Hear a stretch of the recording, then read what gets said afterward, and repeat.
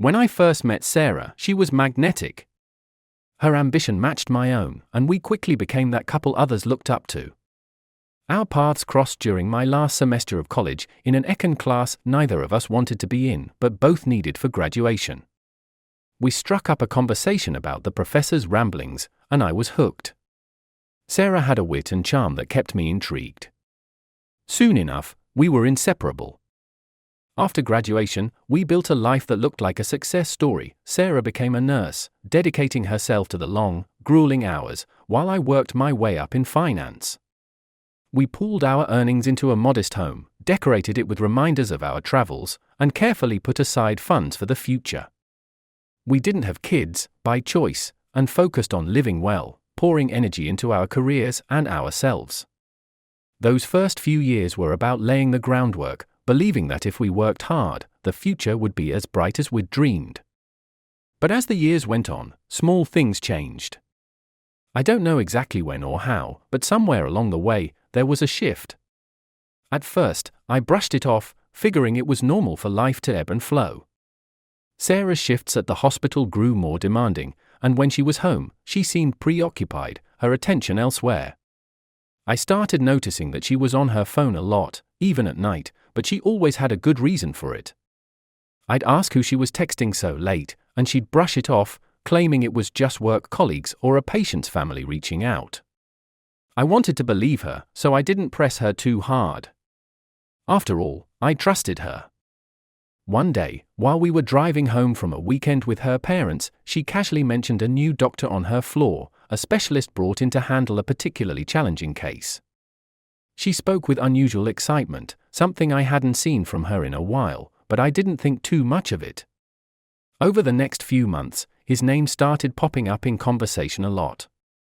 Every story seemed to include him, his advice on a difficult case, his talent in a delicate procedure, his witty take on a situation with a patient. Eventually, I realized I had learned more about this guy than I wanted to. Still, I trusted her. I told myself it was just a work friendship, nothing more. Sarah was social and friendly, the type who made connections easily, especially at work, where the long hours and high stress brought people together. So I dismissed it as my imagination, even as doubts crept in, lurking in the corners of my mind. Then came the business trips. A few times a month, she'd pack her bags and leave for training sessions in different cities. Sarah had always traveled occasionally for work, but this felt excessive. I asked if she needed me to pick her up from the airport once, but she told me she'd arranged a ride with a coworker. I brushed it off but found myself watching her expression closely, wondering if there was something hidden behind her words. Sometimes, she'd return from these trips unusually tired or charged, almost as if she were trying to prove something. Then, one morning, she left her phone on the counter as she stepped out to run an errand. I wasn't one to snoop, but my instincts had been screaming at me to pay attention. While she was out, I picked up her phone. My hands felt strange, shaky even, as if I were breaking some unspoken code. I looked at her recent texts, nothing unusual, just friends and co-workers. But then I saw a name that wasn't familiar, hidden in a folder labeled Work Contacts. There was an entire thread of messages, their tone towing a line between professional and personal. My heart sank as I read, not daring to breathe. There were inside jokes, little moments shared that I knew had never come up in our conversations. I could practically hear her laughter echoing through the words on the screen. My stomach twisted as I read further, each message chipping away at the story I'd built around us, each word betraying the trust one had given so freely. I tried to rationalize it. Maybe I was reading too much into this. Maybe it was a stressful job, and she needed an outlet. But as I scrolled up, the messages became increasingly intimate, talking about late-night dinners, long conversations, and things that made it clear this was no ordinary friendship. I dropped the phone, feeling as though I'd been hit by a wave, the shock pulling me under. The Sarah I thought I knew, the life I thought we had, it all seemed to unravel before me, like a sweater that had been slowly fraying at the edges until one pull made the whole thing fall apart. I closed her phone, placing it exactly where I'd found it, and sat down to gather my thoughts. I couldn't believe I was here, that I was living in a cliché I'd laughed at in movies, in stories of people who missed the signs. I thought about confronting her right away, but something in me held back. I wanted to know the truth before I went to her, to understand exactly what had happened and why. I wanted to be prepared, to keep control over a situation that felt like it was slipping through my fingers. Over the next few weeks, I watched her. Every time she left, I'd check the phone bill, noticing a familiar number repeatedly showing up. I began tracking her trips, taking note of how long she was gone and where she claimed to be. I became an investigator in my own marriage, piecing together a puzzle that I'd once believed was complete. The weeks after discovering Sarah's messages were some of the longest of my life. Each morning, I'd wake up with a knot in my stomach, feeling the sharp ache of betrayal, yet unable to act. I couldn't bring myself to confront her, not without proof that left no room for denials or explanations. I needed certainty, something concrete to shatter any excuses she might try to give. I became hyper-aware of every detail. She seemed almost oblivious to my change in demeanor, still smiling at me as though nothing had shifted between us. At dinner, she talked about her day, her patients, and the stresses of her job as if nothing had happened. But her expression was different now. There was a slight glaze over her eyes, an absent look that made me think her mind was elsewhere. Every so often, I'd notice her checking her phone, glancing at it under the table. She thought I didn't see, but I caught it every time, her thumb hovering over the screen, reading a message, then slipping her phone back into her bag. One Thursday evening, after she'd returned late from one of her business trips, she came home more disheveled than usual. She was carrying a small bag that I hadn't seen before, a simple black tote. She set it down by the door, and I noticed how she hesitated, glancing toward me with a quick, guilty look before she forced a smile. I couldn't look at her, not without feeling the weight of every suspicion pulling down on me. I muttered something about a work deadline, excused myself, and left her standing alone in the living room. I knew I'd find nothing if I looked through her phone or the receipts from the trip, so I waited, watching her from a distance, hoping something would give her away. It was only a few days later when I found the evidence I needed. She'd left early for work that morning, and as I made my coffee, I noticed the same black tote bag sitting near the door. She must have forgotten it. I hadn't planned on snooping through her things, but as I lifted the bag, something inside made a soft clink. I peered in, feeling like a thief in my own home.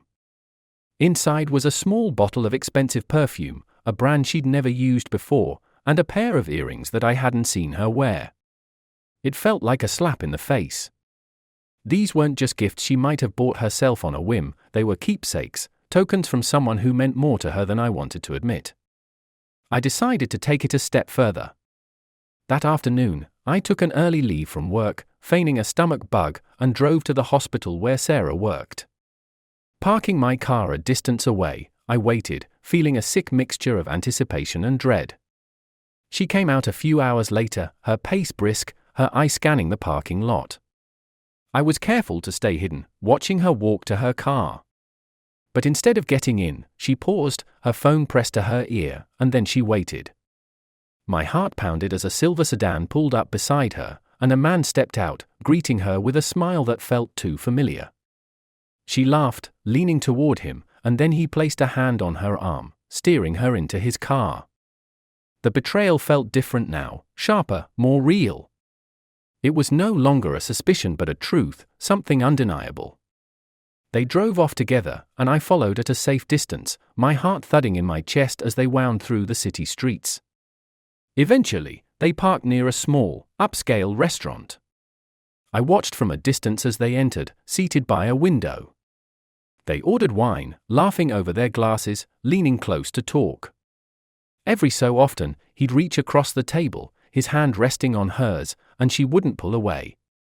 The whole scene played out like a movie, except I was the unwilling witness, forced to watch the woman I loved with another man. I drove home in silence, the numbness giving way to a simmering anger. I replayed every conversation, every detail of the past months, and wondered how I'd been so blind. The next day, I contacted a private investigator. It wasn't cheap, but I wanted a comprehensive record, something irrefutable that would hold up if she tried to deny it later. He'd follow her discreetly, gathering evidence that would be the final nail in the coffin. Over the next few weeks, I received regular updates. Each time I'd read his reports, my anger grew, mingling with a strange, almost satisfying clarity. She wasn't just meeting him for lunch or an occasional dinner. There were hotel receipts, late-night rendezvous, and entire weekends spent together under the guise of work trips. She was living a double life, weaving elaborate lies around me while spending intimate moments with another man. The investigator provided me with all the evidence I needed, time-stamped photos, receipts, even a recording of a conversation between Sarah and her lover in which they discussed the next trip. It was all there, laid out before me, like a cruel puzzle finally assembled. But I didn't just want to confront her. I wanted her to feel the weight of her choices, to experience the same helplessness and shock that she had inflicted on me. By the time I was ready, I had everything in place. I began the process of separating our finances, moving assets, changing account names, and ensuring that any shared accounts would be in my control. I met with a lawyer who helped me secure a financial plan, one that would leave her with nothing once I walked away. She depended on me financially for years, content to let me handle our investments and earnings. I intended to use that against her, turning every trust she'd taken for granted into a disadvantage. As the plan took shape, I focused on every detail, carefully orchestrating the reveal.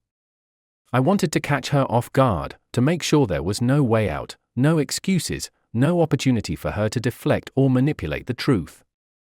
The weight of the betrayal had settled into something cold and calculating, and I knew that when the moment came, I needed to stay calm, detached.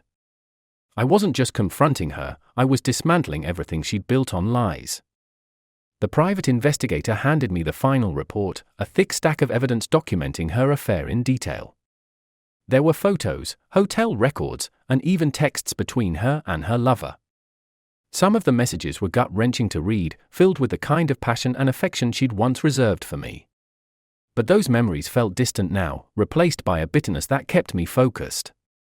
I reviewed everything one last time, bracing myself for the confrontation. It was a Friday evening when I set the plan in motion. Sarah had texted earlier in the day to say she'd be working late. I knew she wasn't at work. My investigator had tracked her movements, and she was with him, having dinner at a quiet restaurant just outside the city. I'd chosen that night deliberately, knowing she'd be out until the early hours, just as she had been many times over the past months. As she enjoyed her date, I sat at our dining room table, arranging everything in neat, methodical piles. Evidence, documents, photographs, all of it lay in front of me like pieces of a puzzle I had finally solved. Around midnight, I heard her car pull into the driveway. I didn't move, didn't shift from my position, just listened as she closed the door softly, trying not to wake me. She walked into the kitchen and stopped abruptly when she saw me sitting there, surrounded by the evidence of her lies. For a moment, there was silence, a fragile pause where the reality of the situation seemed to hit her. She looked at the table, at the papers and photographs, and her face drained of color. "Thomas, what's going on?" Her voice was cautious, barely above a whisper, as though she was still hoping this was all a mistake, that I hadn't found her out. I looked up, meeting her gaze. "I think you know exactly what's going on." Her expression shifted from shock to something more guarded, her eyes flicking over the damning evidence laid out before her. She took a step closer, glancing down at the photos, the two of them at dinner, holding hands, sharing private moments that I'd been forced to watch from a distance. "How long?" I asked, my voice steady, though my hands were clenched beneath the table. "How long have you been lying to me?" For a second, she looked as though she might try to deny it, to weave a new story out of thin air, but she must have realized that I wouldn't believe her. She closed her eyes, taking a shaky breath. 6 months, she admitted, her voice barely audible. 6 months, I repeated, letting the words sink in. 6 months of lying to me, sneaking around, pretending that everything was fine. She looked down, and for the first time, I saw genuine remorse in her eyes. "I didn't mean for this to happen," she whispered. It got out of hand." I let out a bitter laugh. Got out of hand? That's how you're justifying it? I never stopped loving you, Thomas, she said, her voice trembling.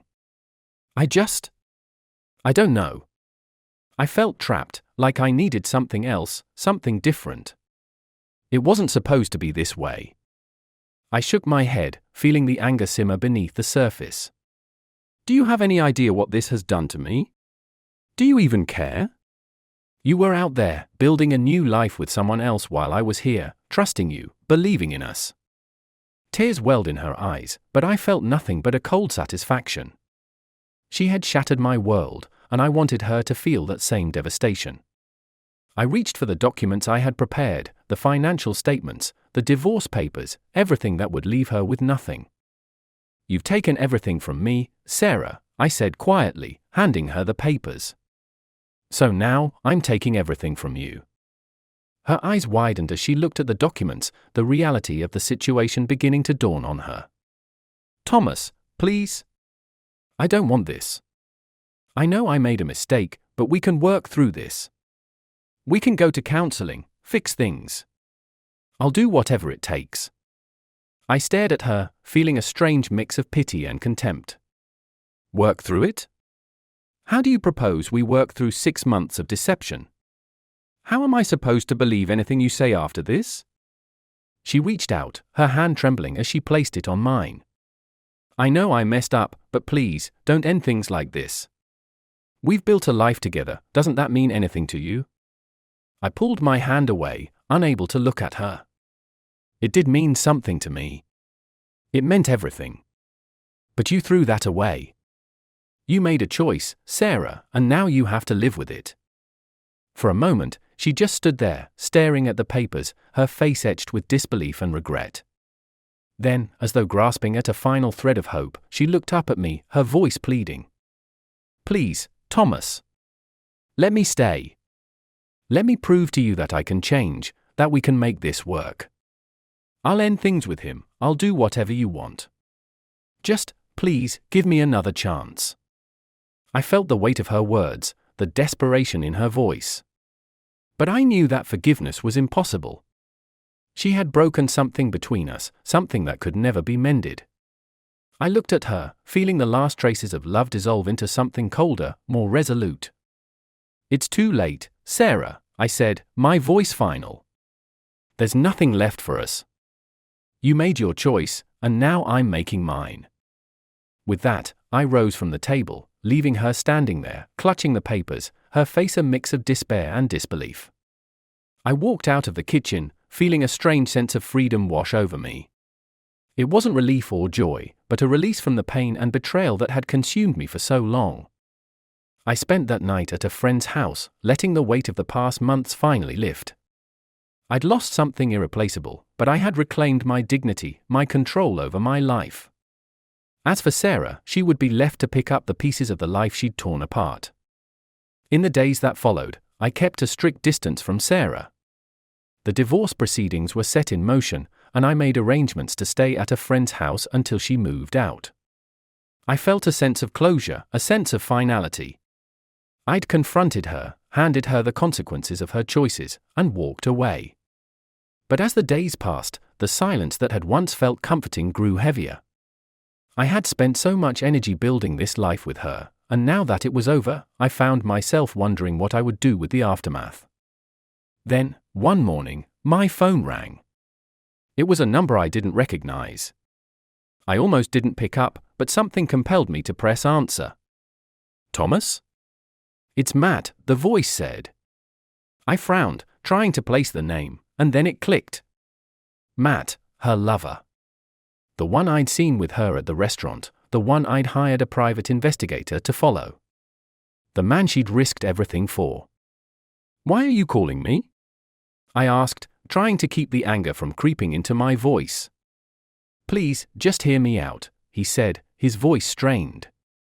I know I'm the last person you want to talk to. But I need you to know something important. I stayed silent, giving him a chance to speak.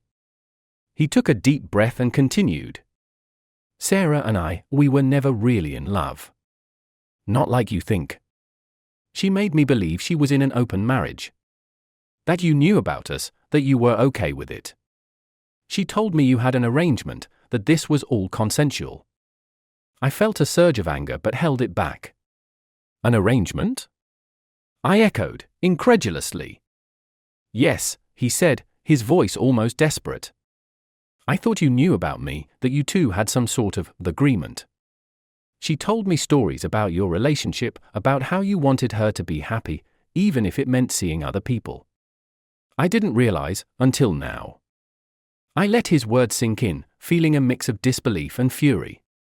It was one thing to lie to me, to betray our marriage, but to manipulate this man into believing we were somehow all on the same page? Look, I didn't call to defend myself, Matt continued. I just wanted to tell you that, once I found out the truth, I ended things immediately. I had no idea. And there's more. What more could there possibly be? I snapped. Sarah told me she was pregnant, he said, his voice dropping. She didn't know whether it was yours or mine. The words hit me like a punch to the gut. Pregnant. I felt my heart pound, my mind racing through the implications. Was it possible that Sarah was carrying my child, or his? And if so, why hadn't she told me? Why hadn't she tried to save anything by sharing that news, as heartbreaking and complicated as it was? She didn't tell you, did she? Matt asked, his voice softening with what sounded like genuine regret. No, I managed to say, my voice rough. She didn't tell me anything. Look, Thomas, I'm sorry. I thought you should know. I won't contact her again. I want nothing to do with her, not after all the lies. But you deserve the truth. I'm sorry, man. I really am. The call ended, leaving me alone with the silence and the new weight pressing down on me. Sarah was pregnant, and I was only finding out through the man she had betrayed me with. I could hardly breathe, my thoughts a jumble of anger, confusion, and something darker, something that pulled at me with both hope and dread. I sat with that revelation for hours, the afternoon fading into evening as I tried to process what it meant. I realized that I couldn't let it end here, not with unanswered questions hanging over me like a storm cloud. I had to see her, to confront her one last time. That evening, I returned to the house. Sarah looked startled when she saw me, her face a mix of guilt and surprise. Thomas, she began, her voice uncertain. I didn't expect to see you here. Cut the act, I said, my tone cold. I know about the pregnancy. Her face went white, her hands trembling as she clutched the edge of the kitchen counter. How did you find out? Does it matter? I shot back. What matters is that you didn't tell me. I had to find out from him. She sank into a chair, covering her face with her hands. Thomas, I was scared. I didn't know how to tell you.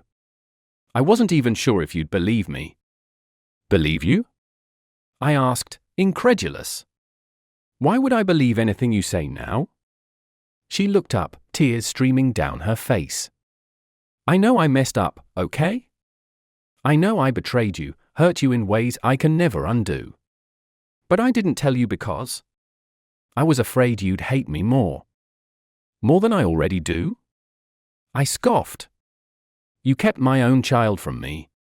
You made your lover think we were in some kind of open marriage. And now you're telling me you didn't tell me about the baby because you thought I'd hate you. She was sobbing now, her shoulders shaking. I know it sounds insane. I know I have no right to ask you for anything. But please, Thomas, this child, if it's yours, it deserves to know you. The words hung in the air between us, the enormity of what she was saying settling into my bones.